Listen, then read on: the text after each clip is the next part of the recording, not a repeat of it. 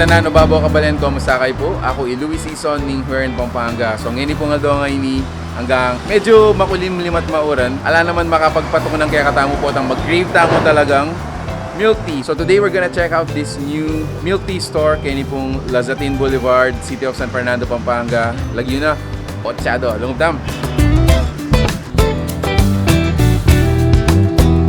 Hello, my name is Mike and welcome to OCHADO.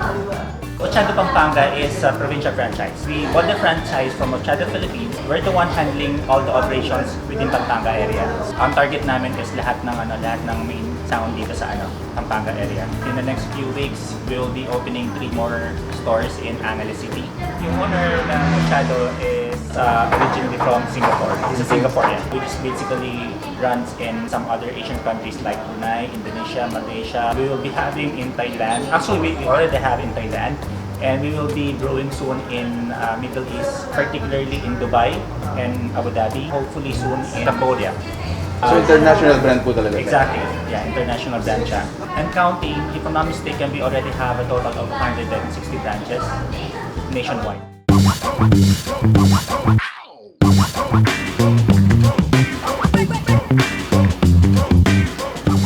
So this is inside OCHADO's milk tea store and very particular lapuking space. Very few karang milk tea store na they will have some space like this. Hang out, read a book, or even an extended wala mo kwentuhan with your barkada mga ganyan. Another thing is, as mentioned, ketang orientation tamo. They do it the Japanese way. I would like to commend their owners na you cannot really claim that you got the best or everything mo yan. So the way they want to introduce their product is itapin the Japanese way. On our table, as you can see, of course, we have our milk tea plus we have some finger foods. Classic French fries, with cheese. Okay, but this is wala mo potato. Potato mo naman na alwa mo slice. Okay, but we also have spam. Yan. There you go, spam.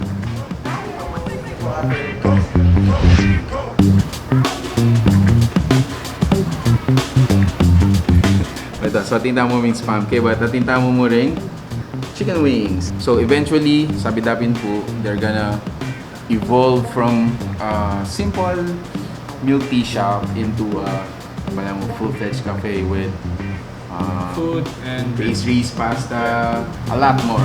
Natataman is Dinkarela finger food. So para mas manawa kang minum. Wala kasing malasing kakanan mo. Bala mo, you wanna clean your palate, your tongue. Nobody gonna do this now. Siguro we're just gonna update you kung nanonood ang price na rin yung description na rin kaya katang video. Kasi first time dalang patakman din ikaw. Yaman lang. Yaman lang. Right. Buksan ko na yung guide. Buksan ko na yung milk tea.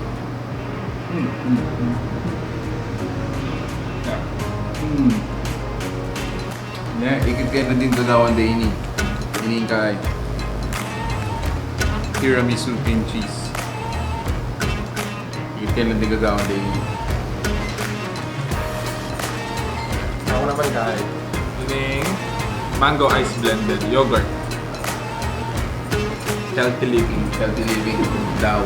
Pwede kayo rin sabihin kaya kayo, so they have their loyalty card on your 10th cup. Ating kayo pumeto ng libreng milk tea. Sabi na, I'm yours.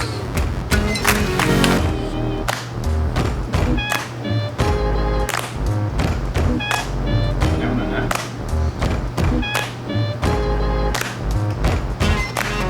Yaman niya. What can you say? While we're enjoying that, atila palang 7 series of Kaigeni drinks. You have your usual milk tea, which is the milk tea series. Fusion iced tea with lemonade, which is This one. metong kareta. Cory series. Cory is walang witang frap, local term or mas popular term na is frap, Cory series. And then you also have your ice blend and then rock salt and cream cheese series, so which is Happening natin kung yun. Kaya na Ice blend siya. ice blend. So, ang kaya mango. Here is cream cheese. This is 150 pesos. Pero, one of the premium milk tea, Kenny. Pero, grabe, if you notice, kaya mong menu, as low as 100 pesos for a milk tea. Available na po, Kenny. Siguro, for you to explore, kung ano nga buli you, Kenny. Basta din, sabi ko din the way we were introduced karang milk tea is usually from Chinese, from Taiwan. Ngayon Japanese style. This is Japanese style. Although, and-explain na naman kaya tamo lang din from the owner. Mainly but ink franchise from Singapore. Pero the way they want to serve or introduce the milk tea is the Japanese way. Arigato. We're just gonna continue our food. Abayan nyo kami pa po.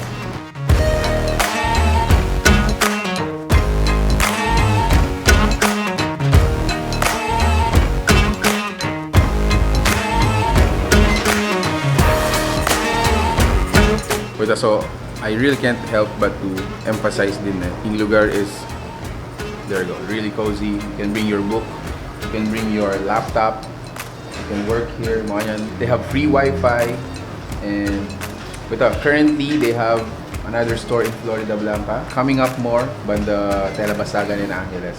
Isa pa, magpasalamat kami for being with us. So, laging sasabihin, numbisa kayo pong another alternative for your milk tea. Try at OCHADO. So this is located along Lazatin Boulevard. Yung pinaka-landmark po Kenny, malapit sa king SOUQ restaurant. So they're open from 11 a.m. to 11 p.m. Monday to Sunday.